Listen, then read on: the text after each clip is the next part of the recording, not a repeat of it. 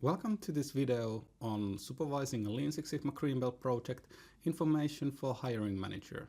I'm Jukka Turtiainen and I have been part of the team developing this Green Belt training.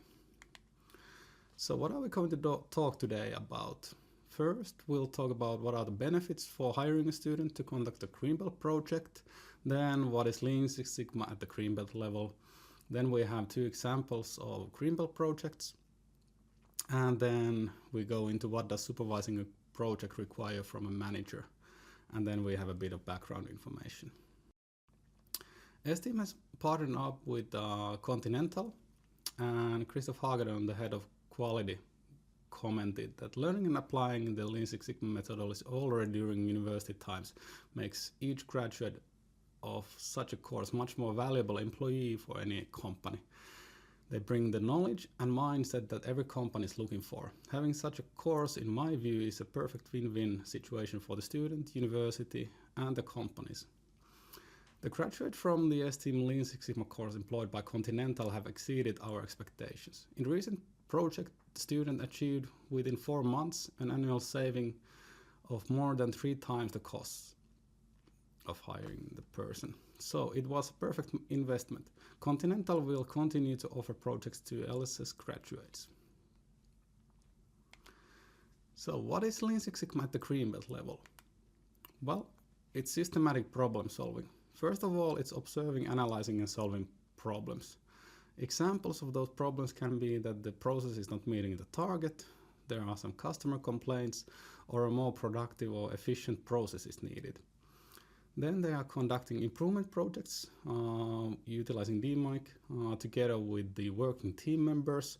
And then there is follow-up review to see if the problem has been solved in the long run.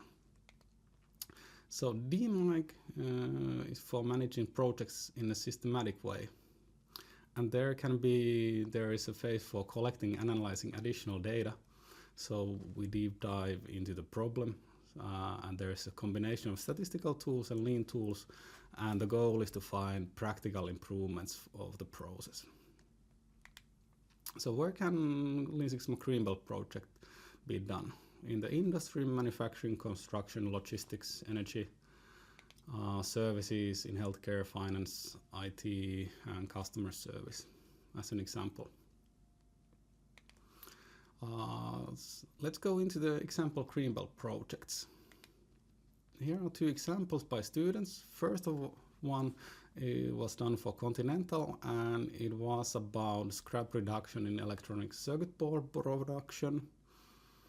And here's an example picture of the circuit board, not the exact one. And there was a very specific and systematic problem with a specific cause. And then another one was done in Finland. Some might recognize there is the extension of the Helsinki-Vantaa airport, and there the project was about decreasing structural frame assembly time. Every project starts with the project charter, and it's done to define the project. So here there was the project leader and the team named, the time plan for the project, the sponsor, the project goal, and problem description. And if we go into the problem description, there have been problems with different parts of the external housing and connectors being mechanically damaged during this production. And then there is a goal, find and eliminate the root cause of a long-standing problem of a repeated defect, which has led to customer returns. That was basically Continental's way of setting up the project. And then after that, there is a high-level overview to understand the big picture. So here is a cyborg diagram, suppliers, input, process, output, and the customer. And this is for the construction project.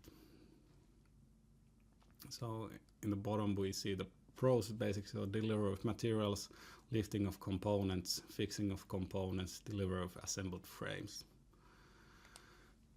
And then after that, the available data is analyzed to scope the project and understand the problem. So here we have an eye chart showing the scrap rate I believe it's per week, so it clearly had piked. And then on the right side we see Pareto used to analyze these graph results, which give a hint where to look next. Okay, and then the process needs to be understood. So by visualizing it with process maps and possibly collecting additional data. So in this frame assembly case study, there was a camera put on the crane to get more data. And then on the right hand side there is the process map to describe who is doing what. And then in the analyze phase the goal is to find the cause of the problem. So here's data from the additional data collected in the frame assembly. So there are observations for one day and there are clearly some spikes. And then on the continental one, there is a clear description that, okay, what is actually has been happening in the process which is causing the issue or the problem. And there should be a story about the problem and cause of it backed by data. And in the improve phase, the goal is to find an implementable solution. And in the construction case study, there was to increase the number of trucks and then prioritize the slab assembly for the crane and then adjusting the layout for the slab delivery. In the continental case study, there were some immediate improvements and then long-term improvements. And basically, identifying, developing the improvements is a teamwork. So that is something not to be done just by the intern. And then the implementation of improvements is responsibility of process owner and the manager of the green belt, depending a bit on the setting, but it's the person who is responsible of the process. The control phase is about sustainability of improvements. So there is a control plan about measurements, so what is measured, how it's measured, and who follows the measurements or the results. And then there is a plan for benefit capture, that how do we actually see that how much have we been able to improve and what are the benefits. And then there is a continual improvement as part of the daily work and management that we continually keep improving. And then another part is that there can be lessons learned which can be leveraged to other similar type of processes, and that can be where the big improvements are or benefits are coming from. So what does supervising a project require from a manager? Here are a few keys for successful projects. So first of all, there should be some sort of problem or issue which has caught attention or an improvement idea.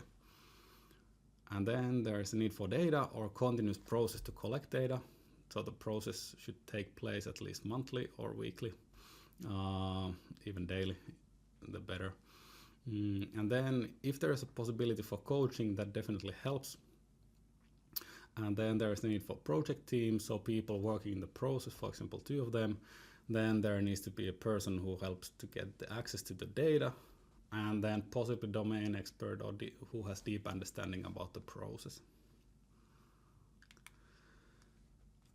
Here are some sparring questions for the person supervising or sponsoring the project. So first of all, how significant is the problem? What is the Y measure, the indicator which is showing the problem? Where does the problem occur? So these are questions which you can ask from the green belt to give an answer, and there can be of course a discussion, but there should be an answer which has some reasoning behind it. What is the exact problem? So during the project, the problem statement can be or should be updated. What is the cause of the problem? Not just a guess, but something more. Are you able to show this with data? What can be improved to eliminate the problem? How can we verify that the problem has been resolved? And although there may be a lot of data in the systems, a green belt may need to collect additional data to answer these questions based on the data rather than an opinion. Okay, then we have a few project requirements. Here is a template which is asked by the supervisor to be sent to the green belt team. And then regarding comment of the analytical tools, that the same data can be analyzed with different tools and it provides different viewpoints. So necessarily there doesn't need to be different data for all of the different tools.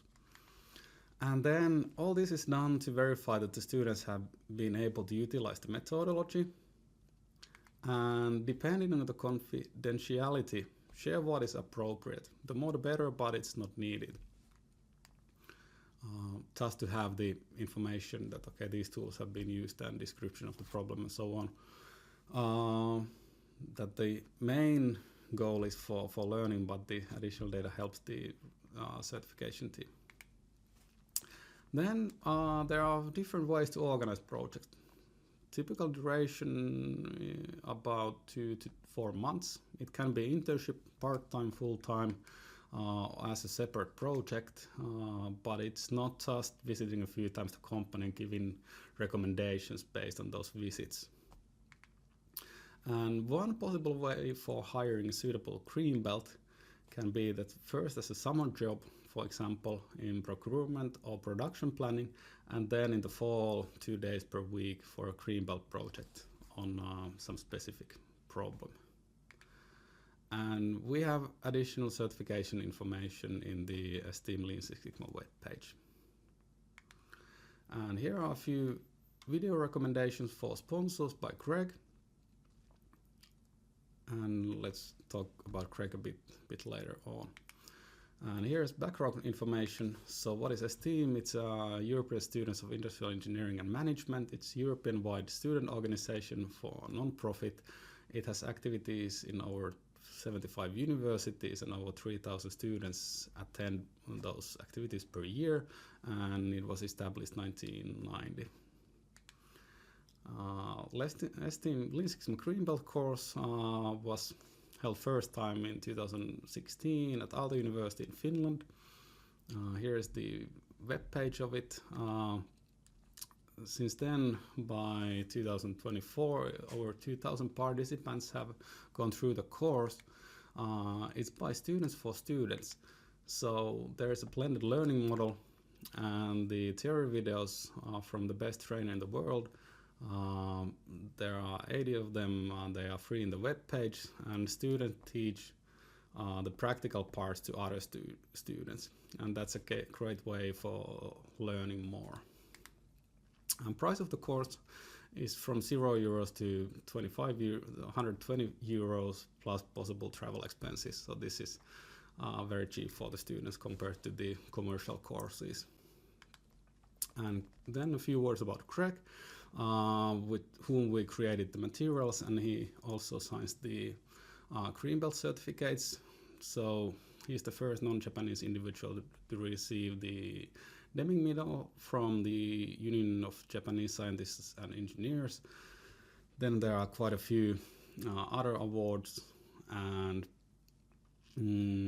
Greg got involved with Six Sigma movement while he was director of corporate quality at Compaq, and then he earned his master black belt from Michael Harry in '98 while he was acting deployment champion for introducing Six Sigma at Nokia mobile phones, and so on. Thank you for watching, and I hope successful projects at your company.